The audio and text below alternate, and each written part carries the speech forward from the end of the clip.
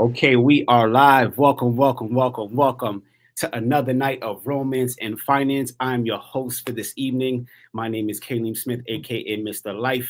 I am a life insurance broker, and I also have one of my colleagues, one of my business partners, Miss Tawana Singleton. Go ahead, Tawana, tell them a little bit about yourself and let them Hey introduce themselves. guys. Hey. So I'm Tawana Singleton. I am the financial literacy coach, part of the team. So I do the savings, I do the credit, and just a little dabble at everything. I do showing properties, everything.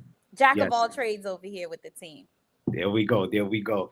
Also, if you haven't done so already, before we even get started, we always want to mention what we do. We specialize, like Tawana said, in savings and budgeting, life insurance, credit, real estate, interior designing, anything under the sun, under the umbrella of finance. We talk about it. We do it. So go ahead and go to the site www.legacybuildersus.com, book an appointment, and we can talk. But let's talk about today's topic. We want to know, do you want a family? And that is today's topic because, I realize, T, there's a lot of times that, especially in today's day and age, that a lot of people, are not as excited or, of starting a family. Is that still a thing? Do people still want to, get married and have a family? And there's different levels to family. There's, it could be, just partners and their children, auntie, uncles, cousins. There's so much under the umbrella of family. But the question is, who's actually want to, partake in having a family now these days, right? Everybody's more to themselves and not really interested in doing that. Even if you think about it, you could ask 1,000 people, when was the last time you spoke to your family? And they say, oh, damn, it's been a minute since I spoke to this person. I spoke to that person. That's just the way it is now. Right. Ironically, with social media, I guess it should bring us closer together, but there are times where it actually spreads us further apart. Now, I want to kind of stick to right now, when it comes to family, parents and children, right? I just want to kind of keep it intimate to that level. Mm-hmm. For me, myself, I don't have any children. However, you do. So I actually do want to ask you some questions when it comes to that, starting a family, having a family. I kind of want to go on this journey with you on how that became. So, I definitely want to talk about it. So, especially from the perspective of preparing for the family, right? Preparing to have a child, back in those days, how was that for you? Like financially, emotionally, talk to me about that. Well, fortunately, I grew up in a culture and I grew up in a family where um it shows marriage, kids, and how a household is supposed to be, ran or managed per Okay. se. So, for me, since I was, freshman in high school, I knew get married, have kids, have a home, and work. Like Mm-hmm. that's always been a thing. And with me being an only child, Mm-hmm. my goal was to always have more than one child because I was an only child. Don't get me Mm-hmm. wrong. I love being an only child. You was a spoiled However, brat. You was a spoiled brat. I could tell I you. It was was, just you. I already know. I already know. He's a spoiled brat. Okay. Okay. I was. I loved it. However, I did have those moments where I wish I had a sibling to grow up with.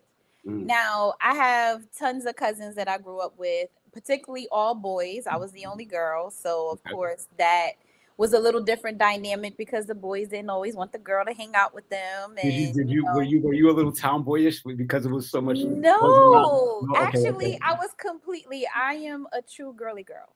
True girly girl. Okay. And so it was like, okay, Tawana, you can hang. Well, my nickname back then was Wanda. You can hang out with us, but after a while, I was like, all right, you need to go in the house. So Uh, I hung out with my grandmother a lot, in the kitchen. That's how I learned how to cook and stuff like that. But growing up, back to the topic, growing up, mhm. it was always, I always wanted kids. I always wanted to get married. And growing up in the South, it was always at an early age. So I grew up in a culture where you got married like pretty much right out of high school, and that person that you were with is who you was going to be with for the rest of your life. And Okay. just to confirm, put a stamp on it, class of 97 over here, Andrews High, woo, Okay. woo, woo, Okay. South Okay. Okay. Carolina. I see you. I So see you. a lot of my classmates are Mhm. married to their high school sweethearts, and they are still together, and it's what, Nice. 27 years later. So I've always had had the mindset that I wanted to have kids, Mhm. get married, and history And from that's there. and that's good. And I love that you said that. That was definitely from the emotional side. That was actually premeditated, right? Which is a great thing. You've mentally and emotionally planned for that, and a lot of your close family and friends plan for that as well. Now, from the financial aspect of it, right? You know, do we really plan, as far as how much do we put away for this time? Because a lot of people don't know, believe it or not, from the time a child is born until they're 18 years old, on average you spend about $230,000 on that child. That's from the time he or she is born until they turn 18 years old. That's not including college. Right. You've spent almost $250,000 on that child, right? Ooh. Now, if you have, and that's just one. Now, if you Mhm. have 2, 3 children, times that number by 2 or 3. You get what I'm saying? So, how do you, or I guess in your personal experience, how did you financially prepare for that time when you're like, oh man, I know I'm pregnant. I'm about to, have this child in a few months. How did you mentally prepare for that financially? Honestly, the village. I've Mm, always had the village. And I think that's the problem that we have nowadays is, a lot of moms or dads or couples don't have that village. mm, Growing up in the South, you had that village. So we had my mom, mm, my grandmother, my aunts, everybody, participated with helping with the raising of a child. So it's not just your child when you have a baby in the family, it's everybody's child. So everybody mhm, is pitching in, everybody playing, babysitting, whatever the case may be. So mhm, I think for me, at the age of 18, I had my son at 18. mhm. Mentally, I wasn't thinking finances at the time. It Okay. was because I knew I had family that was going to be there to help. And the fact that my son's father was in the picture, it wasn't like a one night stand and I got pregnant. Like we were together for 10 years. So he was there all of his life. Got you. So Okay. I had the financial support from him. I had my family. So I don't think it was a thought of, okay, let's plan. Because for one, I wasn't planning on having a child at 18. Got My you. goal was to go into the Navy Okay. down there. And then when I got pregnant, it was like, okay, go to college. But of course, that having a child changes that dynamic, a change of plan. So That's funny you say that because I was really truly going to be my next question. But before we even before we even get into that, I like the fact that you brought up it takes the village to raise that child. mhm, Because we've lost that dynamic. Even us when we were kids, right? There was always somebody there to watch us. Like mhm, even when my mom went to work, my aunts was there to watch us coming home from school. My grandmother was there to watch us. So it was always somebody around versus now, it's not that much people around. You get what I'm right, saying? And right, so even the planning for it as far as having a child now versus then, it has to be a lot more thought into it because there's not going to be that village there as it used to be. Like if right, you have someone there to watch your child today in today's time, consider yourself lucky, consider yourself blessed because that's not the norm for today. You understand what I'm right, saying? right. That's just the way it is. It's unfortunate, but that's the way it is. And a lot of people don't plan for these things, and I think that it's super important. Even though it wasn't specifically you, like you said, you had your husband at that time planning for that, right?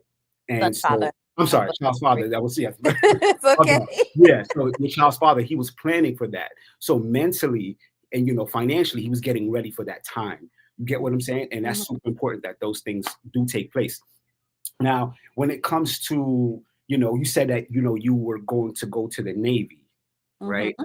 And you having your child kind of change that dynamic for you, right? Now, based off of that, what made you want to decide to, gear towards to not going to the Navy? Was Mhm. it just the whole idea of having a child, or was it going to be a postponed thing and then it changed? What was that whole dynamic? No, actually, my goal was to enlist and enroll. Okay. However, because I knew I had the village that would have been there for my son. Okay. However, back then, I don't know how things are now, they would not have allowed me to enroll without either being married, them Mm, knowing that our child would have been taken care of by the father, okay. or if I wasn't married, the other rule was I would have had to legally sign my child over to my mom. Got you. Okay. And I wasn't married for one, and two, I wasn't comfortable with doing that. Not that my mom was a bad person or anything like that. It was just like, I didn't want to do that. And my mom didn't want me to do that neither at the time where we lived at. So it was just like, ugh, I can't do that. And I was trying to get from South Carolina, so Yeah. I was in Connecticut by the time my son was 3 months old. I was already leaving South Carolina. So so the goal was to still enlist, but unfortunately I couldn't. Okay. Because of those two reasons. Okay. Now I guess with that being said, there's a lot of sacrifices that get made, when having a child, when it comes to the emotional side, even just the planning on what direction that your life is going, to just the financial aspect to it too. So there's a lot of sacrifices that we make, having a child. Welcome, Rob. Welcome to the panel. Welcome. Hey. Yeah, definitely. So, I was talking to Tawana, about, the whole family situation, right? Different questions on that. And I want to kind of, pick your brain, your take on it. I know you have a son. Nathan's 13. Am I correct? Yes, he will be 14 pretty shortly here. Yes. You have a teenager now, right? So, I mean, what are some of the challenges that you faced as a father, in general? Like, what were some of the things that you had to go through that, really hurt your pockets, or you didn't really think through, or you're like, damn, this is a lot. Like, what were you facing, I mean, it's a lot. I mean, having kids, it's one of those things where you have a child, you really have to, you have to readjust and be able to pivot a lot, meaning that, things pop up with your kids from activities that they join in, those cost money, school trips, abrupt things that happen, kids getting sick all the time. So you have to go to doctor's appointments quite often, when they do get sick. So those are unexpected expenses. So understanding and wanting a family, you got to understand that. And this is a big thing too, is that you can't, back in the day, you can have multiple kids, you can have, a lot of people had 3, 4, 5, 6, 7 kids. That's the generation we technically came from. Correct. You can't do that these days, because the truth is, if you're having more than 2 or 3 kids, you really can't financially support that kid's dreams or things they want to do. Yeah. And that's a conversation that's not really being had with a lot of people, and a lot of parents are not accepting that's a real thing. What do I mean by that? My son, he's in karate right now. He wants to get into boxing. To tap into your child's potential, you have to set aside some type of money or be in a position at least to afford to do certain things to tap into your child's potential. Yes. Why is that more important now than ever? Is because back in the day, growing up for us, we really had fun. We went out, played outside with the other kids and outside and all that type of stuff. But now it's like all these kids are social media, inside the home, everything's online. So you really actually got to tap into your kids, because they don't have that physical connection that we used to have with other people at all. So you really got to tap into their potential by being able to invest in your kids. Everything is tablets and cell phones and that type of stuff. So you really got to, like I said, be able to develop them into that person you want them to be by investing in them. So that's kind of my take on it. And that's important, because when it comes to investment, it's not just money, it's time too. So do you have time to invest in your child? You may have to take off of work, like how much do you work? Because you got to still find time to spend with them, whatever activity, like you said, that they're going to be doing. Do you have time to actually be there? Because it's just outside of, you just paying for that activity. You got to actually be there, because, the child doesn't understand the financial aspect of it. They just want to physically see you there, supporting them in that act. Now, do you even have time? So that costs too. You get what I'm saying? That's super important. Now, I know your children are, pretty much old. You have teenagers and adults, right? However, more or less, there was a time where, they were younger, and a lot of people have younger children. So in a sense, let's talk about childcare for a second, because that's a crazy expense, right? Now, True. I know, Tawana, you mentioned that you were fortunate to have, that village, so did did your child at the time go to childcare, or and Rashidi, did your son go to childcare, or was it more of like, you know, you completely relied on the village to take care of that child while you guys were working? Well, go ahead, T. Okay. Sorry.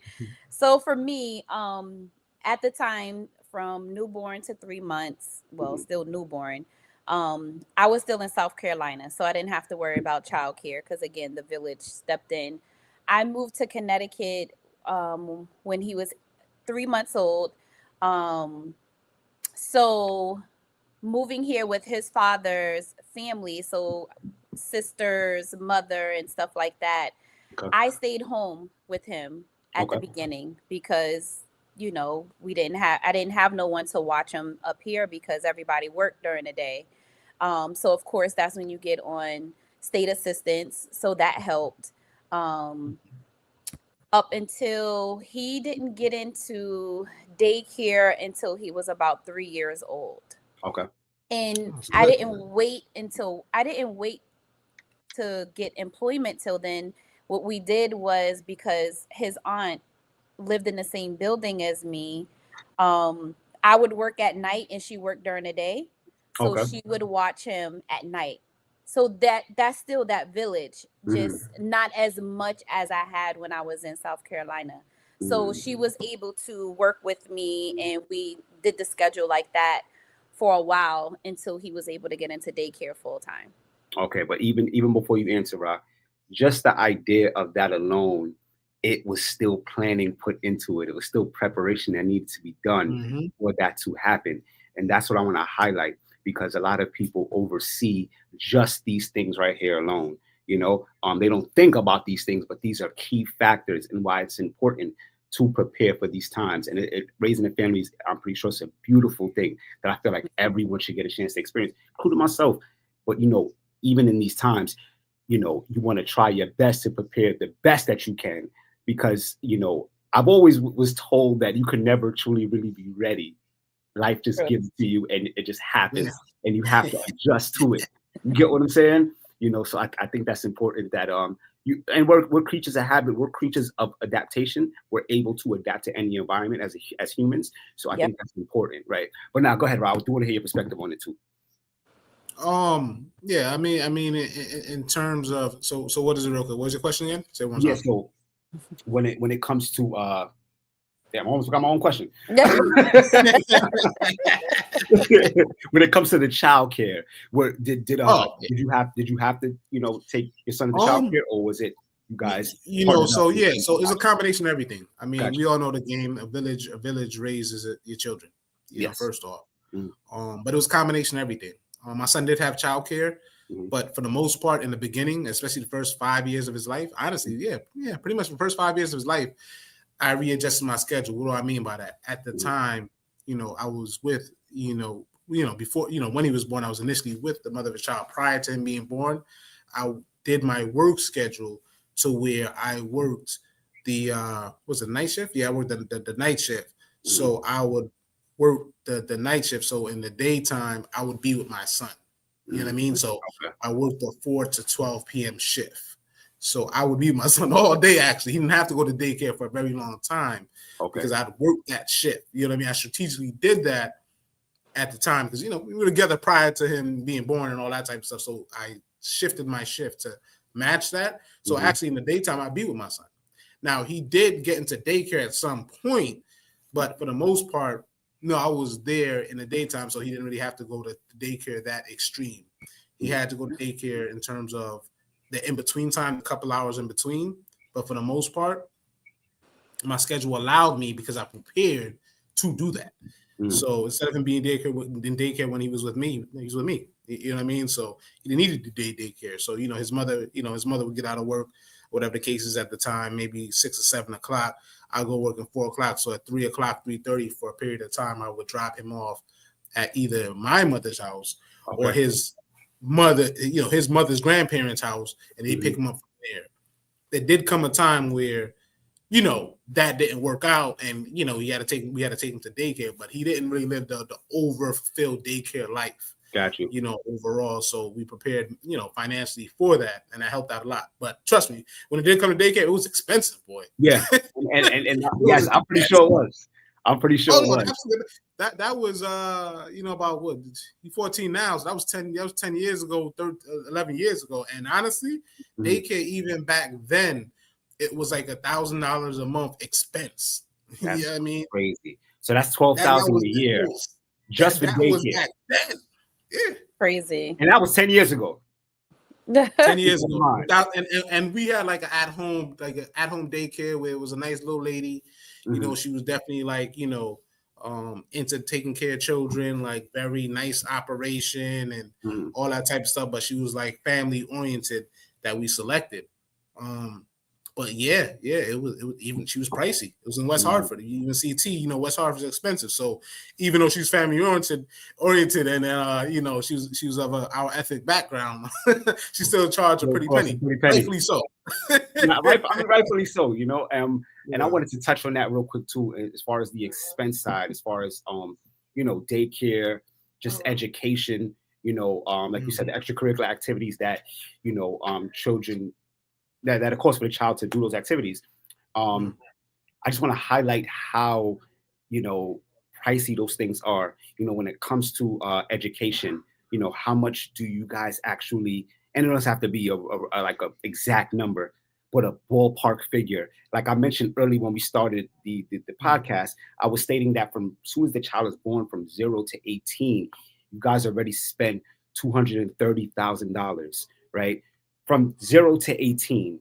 Now, just on education. Now, when I say education, I'm talking about school books. I'm talking about school lunch. I'm talking about school trips. I'm talking about all the things that you guys had to put out to make sure that your children had a great experience in school. You know, just little, any and everything, projects that, you know, they had to hand in, and you had to buy supplies for those projects every beginning of the school year, when you had to buy new clothes and buy new books. All of these things added up. You get what I'm saying? So, how, like, what was y'all experience with that process? Like, you know, how did that work? Go ahead, Ra. You go first. I mean, honestly, like, listen, it's expensive, man. Listen, I'm not gonna say sugarcoat it. So, I think, you know, my natural experience coming from where I come from, you know, I want to give my son the best opportunity to grow and develop, while at the same time, you know, the mother of my child is bougie, to keep it light at the same time. So my son was in pre-K, so he was in like little baby private school. You know, at 3 years old, to be quite honest with you. He was in pre-K. I don't even know what the technical definition for that is, or whatever. Is that okay? So is this? You said pre-K? Yes. Because I just caught that, because there's pre-kindergarten and there's kindergarten. So what is pre-K? Him going to school at 3 years old is the point of the moral story. So he was going to school at 3 years old. It was a program, and it was about $800 a month, I want to say, at that time at 3 years old. And so that was an expense, because that was $800 a month. And, you know, on top of that expense, to your point, these are sacrifices you want to make, because me as a father, you know, I had my father in my life. So I wanted to be in my son's life, you know. So it was a time where, you know, we split time with him. I'd have him 2 weeks, she would have him 2 weeks. But then when he went to the 3-year-old pre-K thing, I had to drive every Friday morning. I had to wake up at 6 o'clock in the morning and, you know, drive all the way to Jersey to pick him up for 11 o'clock in the morning from the pre-K, to bring him back to Connecticut. Wow. Until that Monday morning to drop back off at school. That is crazy. that was my short, like, that was a year of me being like a weekend dad, but I had him every weekend, literally every weekend. You know what I mean? So I had him, you know, 4 days a week, you know, literally from Friday to Monday morning type of thing. So it was $800 a month, like I said. And of course, gas wise and expense wise, that was every time round trip to Connecticut back and forth to Jersey. That between the tolls and everything, that was an $80 trip, easy every time around. So, you know, mathematically, that was like a, you know, $1,200 expense outside of child support. So, but it was necessary. I mean, I think that, you know, it helped well-round my son in terms of education, because at the end of the day, you starting at that early age, they were having fun and playing games, but it was a real curriculum, so it helped him develop his brain to the highest level. Now, some of the sacrifices you got to make. The truth is, at the end of the day, if I wasn't able to financially contribute and afford that type of thing, it would have never gotten done. You know what I mean? And so that's why, to your point, Kadeem, it's a big thing that it's okay to have multiple kids and all that type of stuff. But a lot of people don't realize that, like, raising a kid the proper way, it takes money. 100%. And it takes those type of sacrifices. And so, you know, and I, you know, personally, you know, I've had conversations with different people I dated and things of that nature. Like, listen, I'm not the one here to be having 3, 4, 5 kids, because guess what? The one kid that I do have, he costs a lot of money because I'm at least trying to put him in the best position. Kids are going to make their own decisions as kids and grow up, but you want to put them in the best position as possible. And to do that, you have to make those type of sacrifices. You have to put them in a situation where they're getting educated properly. You're having the conversations. You're doing those things. You're pouring into their capabilities, meaning that, Kay, with my son, he had his own website a couple years ago, and it did quite well. He was creating his little comic book and all that. He had a website. He created his own and it sold. We were selling T-shirts and sweaters and hats. And his little suntan man, and it was booming. But if you have multiple kids and you can't afford it and you're not acknowledging that, you can't invest in your child like that. So he was able to tap into his potential based off of what I can do. You know what I mean? So that's a big thing when having kids and having that conversation when you're dating. You got to have those conversations like, hey, like, do you want kids? How many kids you want to have? Do you have kids currently? How are we going to pay for their college? Because that's a real conversation. Yes. Ooh, college costs $100,000, $150,000, $200,000. How are you going to pay for that? Yep. You have 3, 4 kids. If you ever went to college, just for people with knowledge, to be a financial platform, if you're a parent and you went to college, they don't approve for that much money for FAFSA. Let's be honest here. That's a real thing. Yes. If you have some college, they're going to reduce how much you get approved for, because they're saying that you're educated enough and you make a decent, you're making just above poverty level because you have some college education.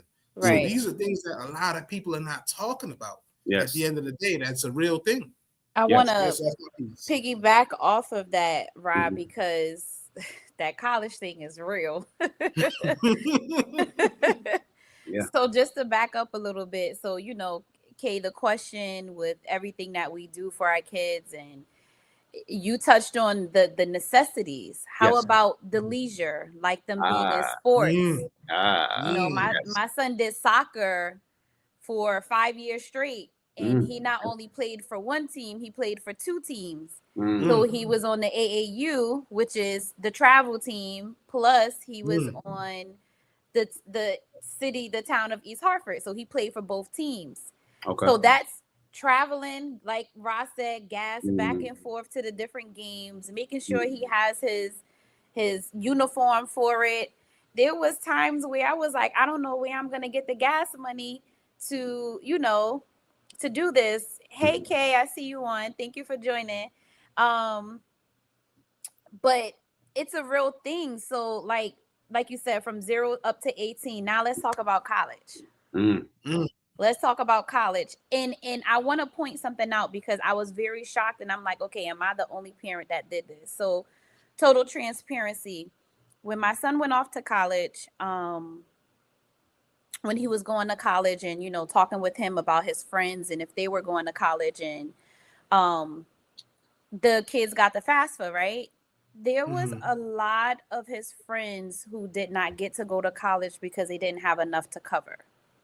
And I, just from the few close friends of his that I know, I did the extra and beyond. So I took out parent student loans, cover his whole 5 years of college, because he took that extra year to get his master's.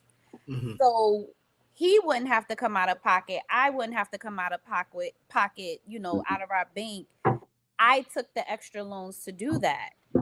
So when you say expensive, now my student loan debt, on top of the student loan that I personally had from going to college at least 3 times, Now I have his parents' student loans on top of, Mm. you know, so that was a sacrifice that I made that a lot of parents didn't do. A lot of parents was like, you gonna have to figure that out. Yes. Go to a community college before you go off to a 4-year college. And he went to AIC in Springfield, so he didn't go to college in Connecticut. It was So more even more expensive. money. Right. Right. You know what's crazy? So- I didn't know there was. I'm sorry, I didn't mean to cut you. I didn't know there was a parent student loan. That Yeah. is being on my. I Yeah, didn't there's a know. thing. I didn't know that was a thing. Yes. Wow. So I love that you brought that up, Kaylee, because Yeah. you know what I mean. You know, me and Tawana are going to teach you the ways to avoid Yes. the mistakes Yes. that we Show make. me the way, Right. guys. There is a parent. Right. I had no I idea mean, that was a thing. You know, I love the fact that Tawana brought that up because Mhm. it's a real thing out here when it comes to these student loans. And we gotta, because we're a financial platform, it's romance and finance. So let's talk about the finance part.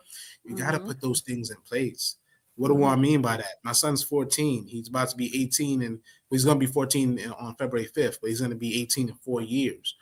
So what am I doing? You know, I'm using the life insurance policy that we have to where he could borrow money from to get him that car and help pay some of that college tuition. Doing Preach. little things like that. It's huge. It's massive. Mhm. When his policy expires, which Katie wrote for me, by the way, when his policy reaches 18, he could borrow about 20 grand, 25 grand. That's a huge help. It's not going to take care of everything, but it's a huge help to pay towards those bills. To Right. Tawana's point, like, listen, you got to invest in your kid. The deeper level we didn't even talk about is, listen, you know, my son does great. He does really great in school, but math is not his thing. Math was never my thing. Ironically enough, I'm good at math, we in finances. That's the twisted part. Math, I struggle, boy. I struggle. But, you know, now You know math, hey, listen, you know the percentages. That's all that matter, right? yeah, that's it. That's it. Very good. But, you know, to go even further, it's one of those things where it's one of those things when it comes down to, you know, my son is that, you know, I'm trying to put him in that position where he's good. What do I mean by that? I have to pay for tutoring for him, you know. Mm. And it's one of those things where math is not this thing, and math was never my thing. And it wasn't that my parents didn't know to do it, but it's a combination of knowing that you have to contribute financially to it and X, Y, Z, but also making the time to do it. So I've learned, as I think as parents, we got to learn from our parents' mistakes or our parents, not shortcomings, but just growing and elevating. And that's another topic for another day. But the point is that, listen, me and the mother of my child, we gotta, you know, pay, you know, $80 a week, whatever the case is, to send them to tutoring for, you know, an hour a week. You know, tutor upped it up a little bit because grades were slipping in the math. Every other categories get A's, but math is like C student. And you know, we got a combo deal for $110 a week to send them to tutoring. You gotta invest in your kids. Because guess what? That math portion can hold them back from getting to that next level. Yeah. You know what I mean? So that's the other thing where it comes into play where, listen, as parents, we got to invest in our kids in different ways. And the truth is, other races and other situations that you got to invest in tutoring. You know what I mean? Like, there's scenarios where I know tutors that are tutoring kids where they get tutored right out of school, and that gets them to the next level to get that scholarship, which saves you money on the back end, which is crucial. So we're paying for tutoring now for his math to have his GPA the highest possible wave. So when the time comes for college, he gets some type of scholarship because at least, hey, he gets A's in all other categories, but math, it's a B, but his GPA is still a 4.0, whatever the real number is. And he gets some scholarships to help support the money, you know, to send him to college because it's a real thing. One of my nieces, she got a full ride. Pretty much 95% full ride to college. She goes to Swarthmore in Pennsylvania. Proud of her. But that college, that joint is 80 grand a year. But they cover 75 grand a year of that because she's smart. That's a real thing. It's real. And a lot of parents don't think about these things, and it makes a difference. It makes a difference. Yeah, I see. That's Kay said piece. I'm sorry. Yeah, Kay on Instagram. That's one of my friends, guys. not you, Mhm. Kayleen. So she Another she K. did the same Another thing K. as me. She said she took out the parents. It's Parent Plus loan. Thank you, Kay, for correcting me. I Good said parent collection. student loan. Mhm. It's called the Parent Plus loan as well. And she says the same as her. On top of her own personal loans, we have that on top of ours. But again, the sacrifice. But to your point, Rashidi, had we known about these IUL policies back then, Oh yeah, we they didn't were have out Gucci. back Yeah, then. They absolutely. were out. We wouldn't be in our student loan debt as we are now. So it's great that we're even talking about this because people look at life insurance policies as just a policy for death. So, Kay, if you want to kind of the finance side of things, just kind of elaborate a little bit more on that, on how Mhm. parents now with young kids should get this set up for them so that they won't have to go through what, we went through. And Yeah, Ra already on top of it, he won't have to do that with his son when he goes yeah. off to college. Correct. And So just touch on it because we yeah, only yeah, got a just few minutes quickly, left. yeah, I feel absolutely. like that could be like next week's topic, maybe to touch on it. That should definitely be next week's Just give topic. them a little bit of the sauce, a Just little bit of the sauce. just a little sauce, yeah. So basically, how it works is that you want to just invest in your children, and how do you do that with this IUL policy? Is that the IUL policy comes with a cash value component to it, to where when you Mhm. put money towards the policy, a portion goes towards the death benefit, which is the coverage that you're paying for, but then another Mhm. portion goes towards the cash. That cash is like a savings account for your child.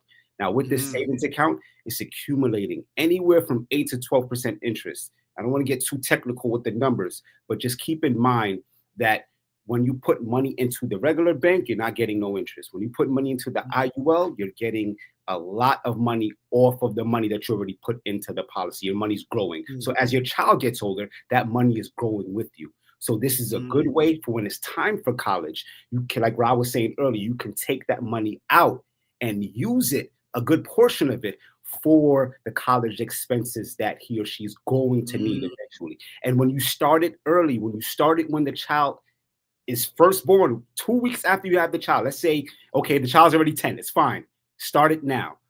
The faster you start these policies, the more that you can overfund it. The more that you overfund the policies, the more cash that he or she will have when they are ready to go to college. So that expense, it's not going to necessarily come from you. It'll be from that investment that you were putting into every single month from the child, from whatever age he or she is at now until they're ready to go to college. And I'll leave it at that. And it's super, Yeah. super important. Now, I love that. And I'll wrap it up with saying this is better than the Gerber Life. I'm tired of seeing them Gerber Life commercials. You know what I mean? It's better than that Yeah. Gerber Life. You know what I mean? Yeah. Like, we got a Gerber baby, but nah, this is better than Gerber Life, though. You know what I mean? I'm just going to say that out loud. The last No, thing. but I love that perspective, Kay. Mhm. And I know we got to wrap up. Yes. So the main thing is, though, everybody on the call, everybody on the replay, go to our website. Mhm. It's www.legacybuildersus.com. Legit, go to the site, book a quote. At least take 10, 15 minutes out to have a conversation with us on how affordable this is to get these quotes for a life Right. insurance policy. Of course, we do everything else finance. So if your credit's not where it needs to be, we'll get you there. If Absolutely. you need to get a property, sell your house, or get a property, we're there for you too for real estate. You need to revamp your home as far as interior design and staging. We do that as well. So Absolutely. everything finances, definitely go to the site. The one thing I'll say too as well, we got our events coming up. That's what I was about to say. March There you go. 1st. Yes, sir. March 1st, March 15th, Stamford, Connecticut. We have 2 great events coming up where it's amazing. We're going over, finance and fun, and just going over. We're going to have performers. We're going to have drinks. We're going to have games. We're going to have giveaways. The whole shebang at an affordable rate. And the March 1st event is actually free $99. Make it out to the event. Yes, come out. $3.99. So the March 1st event. March 15th, you're going to get a little bit more. It's going to be well worth the money. But the point is, come out to our events. Come celebrate us. We'll put it in the chat as well. And we also have things coming up in April, New Jersey. Hold on. No. Where are we going?